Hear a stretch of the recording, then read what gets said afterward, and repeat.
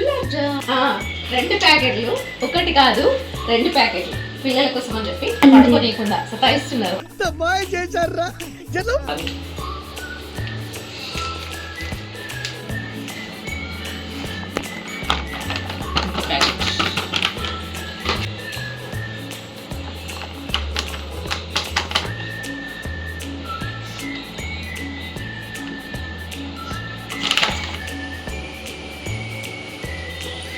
Two cups పాలైనాయి, ఇంకా 2 ప్యాకెట్లకి అయితే చూసుకుని కలుపుకోవాలి. కొంచెం పాలు ఎక్కువ వచ్చినాయి అనుకో మెత్తగా అయిపోతుంది పిండి మొత్తం. చూపియాలా బిల్కి ఎంత బాగుంది. ప్యాకెట్లో వాడుతున్నాం, ఇక్కడ దొరకాయి ప్యాకెట్ పాలు వాడుతున్నామండి, గేదె పాలు అయితే కావు. ఇక్కడైతే దొరికాయి. ఇట్లా మంచిగా పిండి సాఫ్ట్గా అయ్యేలాగా కలిపేసుకోవాలి.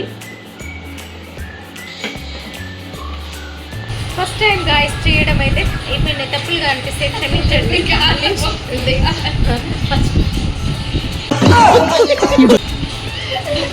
మా చెల్లి కాదు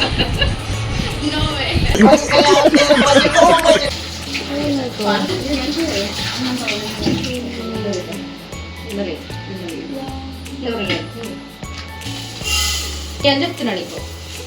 ఇట్లా అయితే ఉంటుంది ఈ కప్తోని, ఇట్లా ఈ కప్పుతో పాల కప్పుతో ఒకసారి అలా చూపిస్తున్నా.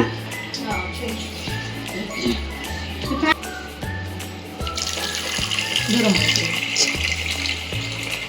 వస్తున్నా నేను చూడిపోతుంది చాలా.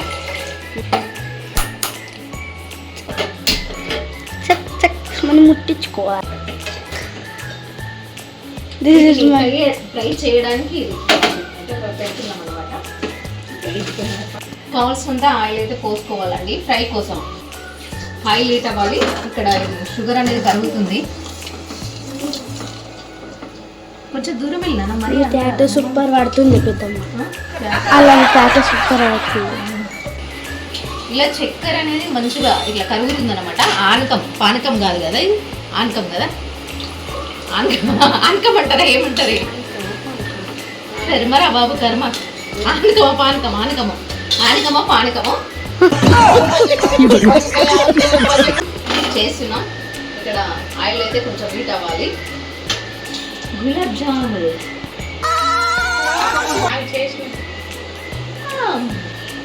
No no no no.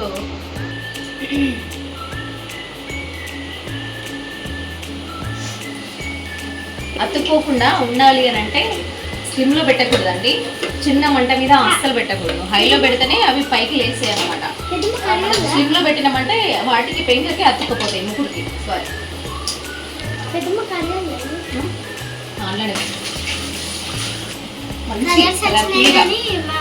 అయితే బంద్ చేసిన. ఇంకా ఇక్కడైతే వేగిపోయినాయి. వీటిని ఇలా మనం స్వీట్ పానకంలోకి, చక్కెర వేసిన పానకంలోకి ఇలా వేసేసుకోవాలి. దగ్గర వేసుకుందాం. కొంచెం మంచిగా అవుతాయి అన్నమాట, సాఫ్ట్గా.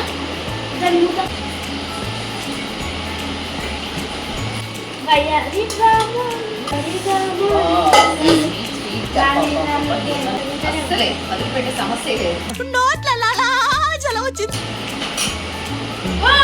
Tasty tasty gulab jamun ready. ఒకటి